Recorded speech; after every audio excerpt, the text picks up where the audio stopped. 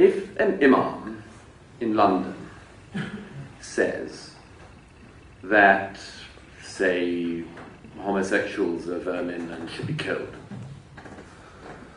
very, very unlikely. In fact, we haven't had a case that that person would be tried, go to prison, or so on. But if Lars Hedegaard or a similar figure were to say this imam says this, he will be investigated for Islamophobia, possible hate crime, and so on.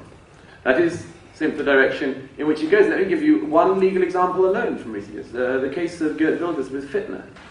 Now, in the case against Wilders, as I say, innocent or guilty is not of any significance in these farcical proceedings. In the case of Wilders, the script of fitna was put in as evidence in his trial. The script, as you will know, almost entirely consists of the rantings and ravings of various extremist Islamist scholars, religious leaders.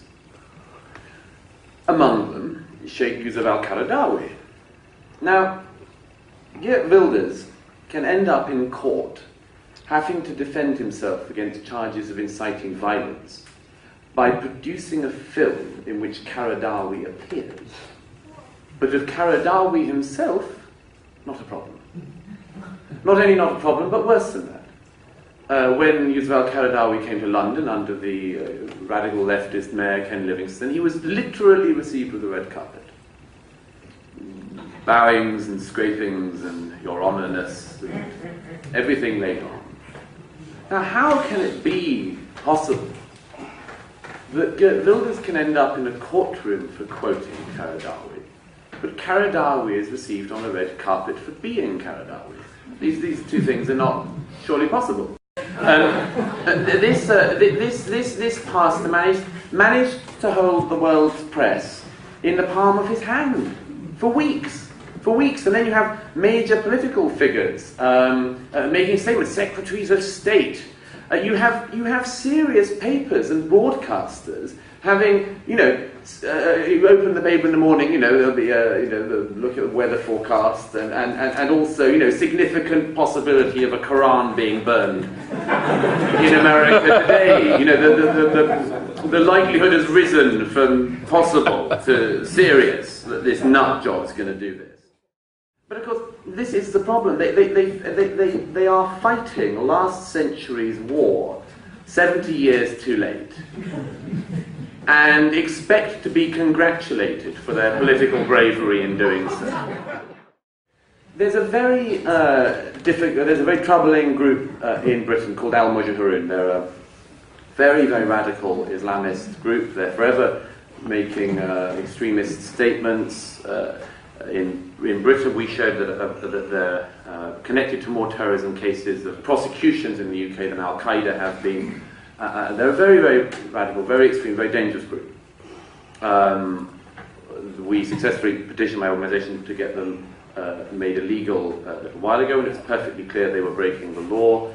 And after a meeting where they reformed and assaulted a colleague of mine. Anyhow, this group, Al-Mujahirun, is a very good example of where our governments are getting it wrong, because Al-Mujahirun is going to, again in a few days in Britain, use the 2-minute silence on the 11th of November, on the day of armistice, to shout and abuse the British Army and to burn poppies, which in Britain, as you may know, is a symbol of remembrance of our fallen from the 2 world wars. Now, they did this last year as well, and they've done it a number of times before. This, to me, would be a very pertinent thing to consider when considering where to draw the lines of so-called hate speech and such behaviour. Because Al-Mujahirun have so far been protected by police whilst they're doing this. Now, 2 years ago in a town north of England, there were returning troops coming back from Afghanistan, and this group, Al-Mujahirun, abused them in the street, held up placards calling them baby killers and so on. And again, they were protected by the police. Locals were very, very angry indeed, and the police made sure that Al-Mujahirun were able to keep going with their protests and so on. Now let me just, the reason I highlight this is for the very key reason. Because the behavior of the police in protecting al-Mujahirun and protecting their alleged right to abuse British soldiers and to abuse the memory of British soldiers led itself to a new problem, which was a group that formed in response called the English Defence League. This is a so-called grassroots movement, mainly working class British people, concerned about these issues. But they themselves have now caused a lot of problems. They go to have big demonstrations in, areas often which are very Muslim, and there are often clashes. So-called anti-racism groups, which tend to be extremists themselves, extreme leftists, turn up, and there are pitched fights and battles, and all sorts of terrible things happen. I cite this for a reason. I don't have the answer to this, but I think it should be considered at least very seriously by the police, whether they aren't contributing themselves to the problem. Because I don't think that the EDL would exist if the police had not responded the way they did to al-Mujahirun. The perception that they were not defending a legal right, but they were protecting people who were breaking laws, embedded itself, and now we have another problem on the back of that. Much of the political leadership in Europe and much of the judiciary does not understand this crucial difference. It does not understand that there is a crucial difference between an imam calling and ordering people to kill individuals, to hate individuals. The crucial difference between that and me saying, for instance, that I think Mohammed made the whole thing up. Is that the BBC, for instance, which is the root of a lot of problems in Britain, a lot of problems, undoubtedly, and is undoubtedly one-sided. And let me give you one very quick example. They ran a documentary last year on Geert Wilders. It's called "The Most Dangerous Man in Europe?" ? And when I complained repeatedly and vociferously to the chairman of the BBC, the person who wrote back as one of the commissioners said in defence that a proof of Geert Wilders' extremism was the fact that he has to be protected by guards. Well, he claimed, for instance, that Mark Stein claimed that Muslims were breeding like mosquitoes, which, as I pointed out, he only needed to read Mark Stein's book to realise was wrong, and then I included the page reference for his interest.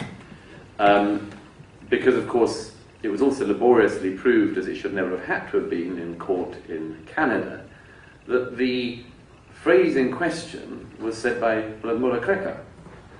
And among other things, you can tell, because Mark Stein writes beforehand, as Mullah Krekar says, and includes quotation marks, which has generally been regarded as being a sign that it is not you that's written it anyhow.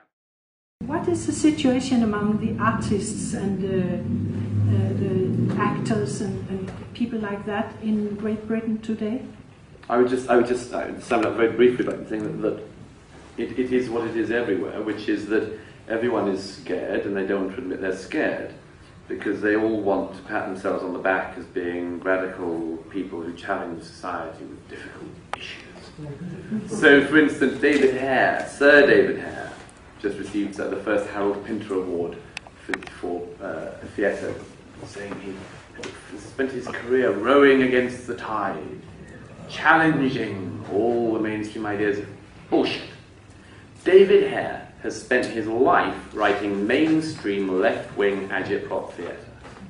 His last play was about the way in which the bankers seem to have misled everyone on the economy. The one before that was about how Tony Blair seems to have misled the people over the Iraq War. You see, again and again and again. And the point is, we have an elite of anti-elitists. We have an elite who pat themselves on the back for their grand counter-cultural abilities. They don't realise they are the culture.